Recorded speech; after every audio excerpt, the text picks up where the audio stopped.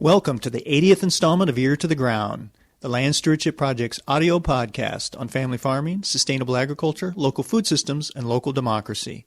I'm Brian DeVore, editor of the Land Stewardship Letter. Sometimes it's difficult to make a direct connection between farming practices and their impact on the environment. This is particularly true when it comes to the effect crop and livestock production has on groundwater, which is the oftentimes mysterious system of aquifers that exists beneath our feet. But farmers and other rural residents in one region of northeast Iowa have a better idea than most about the relationships between farming systems and water quality. That's because the Big Spring Basin is one of the most well-known and studied sites in the U.S. when it comes to information on groundwater contamination in a landscape dominated by porous limestone rock, otherwise known as karst. Research in the basin, which is named after Iowa's largest cold water spring, has turned up some bad news. Since the 1960s, nitrate levels in the basin's water have been a consistent pollution problem. This is a direct result of more of the watershed's land area being planted to corn, which relies heavily on nitrogen fertilizer. These corn plantings have come at the expense of pastures, woods, small grains, and even hay fields, all plant systems that help maintain good water quality. Over the years, the Big Spring Demonstration Project has worked with farmers to reduce nitrogen fertilizer contamination through such practices as conservation tillage, diverse crop rotations, and well-managed grazing systems. It's had some success, but more work is needed if the ground and surface water in the area is to approach the quality levels needed for a healthy watershed.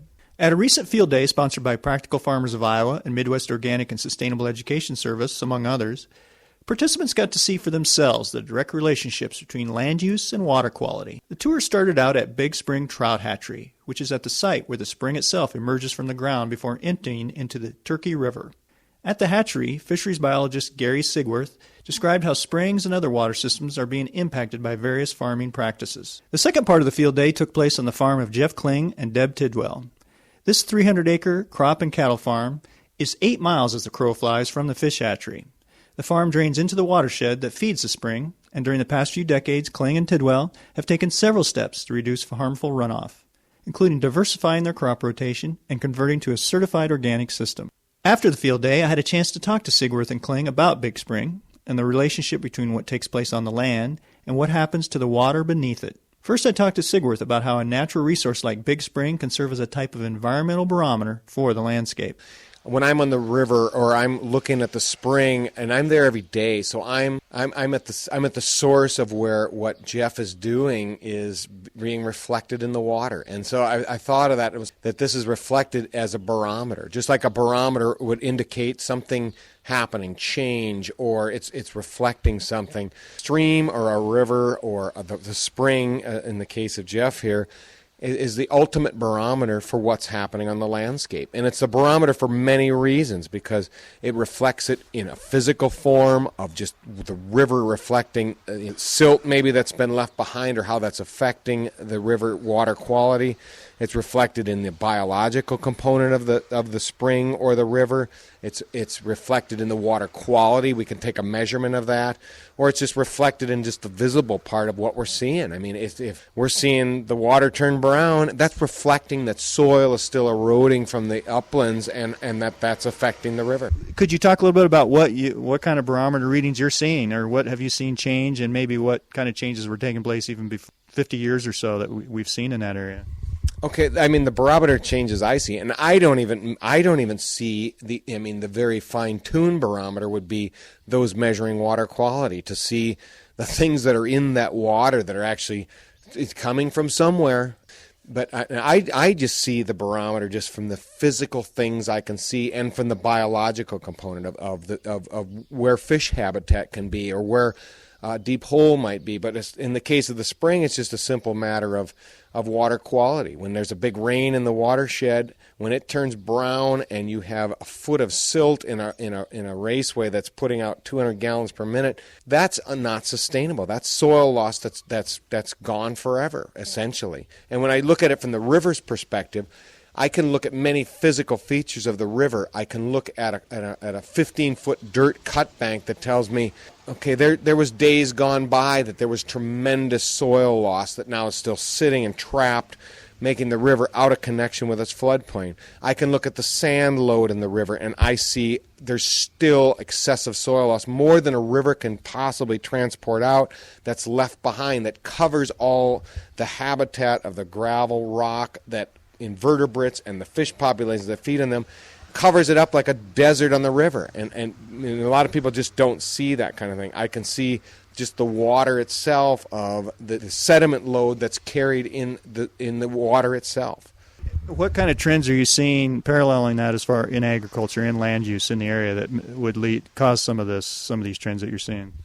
I've seen it, when I first got there 10 years ago, that was, I think, the height of the CRP program, which there was a lot of land out of production. And we're here in the Paleozoic Plateau, which is a different area of a lot of highly erodible land.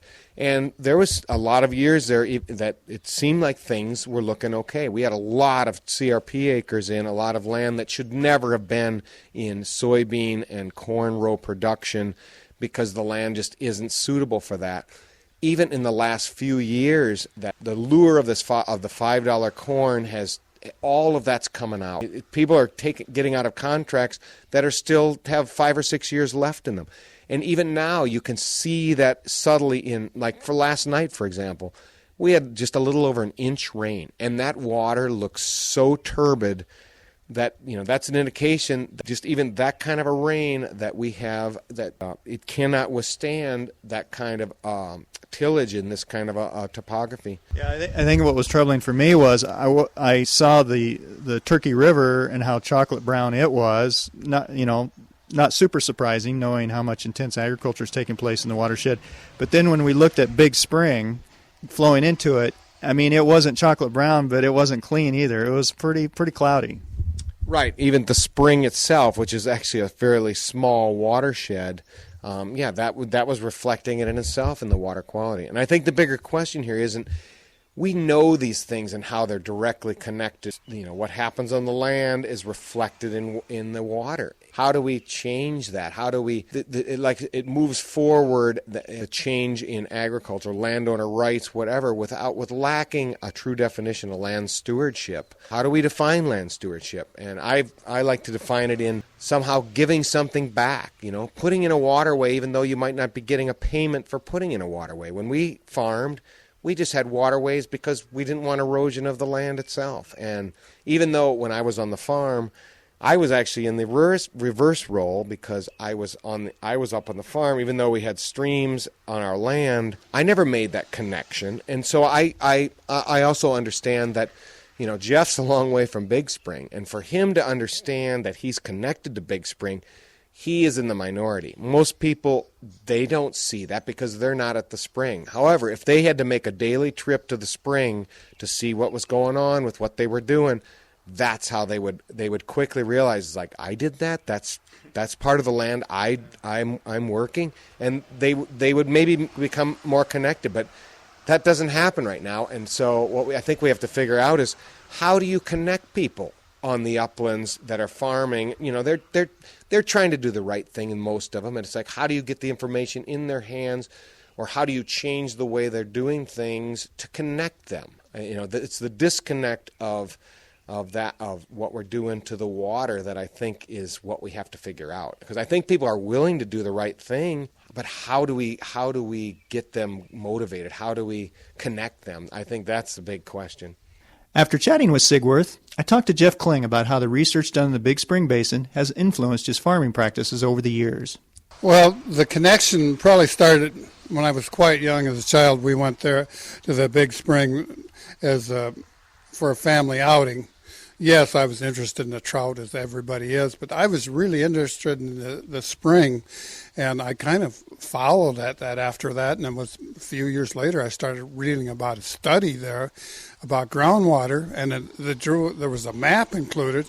Here I found out that our home farm was in the Big Spring Basin, and I thought, wow, that's pretty neat. I never thought of that before, that groundwater, it comes to the surface eventually. And this was a unique place where that happened. So it made me think about what we do on this farm affects the water that comes out of Big Springs. And I was thinking on a little bigger sphere of influence. It's probably true to some extent across the whole state and across the whole Midwest. What we do as farmers affects groundwater everywhere. As years went by, I followed a study and I saw how they did a Big Springs project in, when was that, 80s, where farmers were encouraged to take nitrogen credits if they grew alfalfa, which most of them weren't doing, and credits for manure application. And then studies showed that over the years that more than 130 to 40 pounds of actual N applied per acre, you were really wasting it, because they had done this several years where different levels of nitrogen were applied, and the higher did not add to the yield. So I thought that is interesting, and this all came out of the Big Spring study. And whenever I do something, my decision to become organic, part of that came from Big Spring Basin. Sooner or later, it gets to you.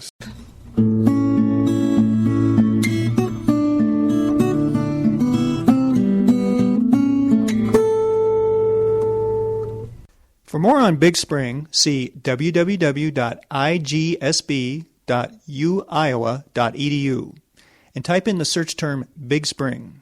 LSP's website at www.landstewardshipproject.org has fact sheets and other resources on how farms can improve water quality. If you have comments or suggestions about this podcast, contact Brian DeVore at bdevore@landstewardshipproject.org, or you can call me at 612-722-6377. Thanks to Laura Borgendale, Western Minnesota musician, for Ear to the Ground's theme music, and a special thank you to all of Land Stewardship Project's members who make initiatives such as this podcast possible. If you're not a member, visit landstewardshipproject.org to learn how you can support LSP. Thanks for listening.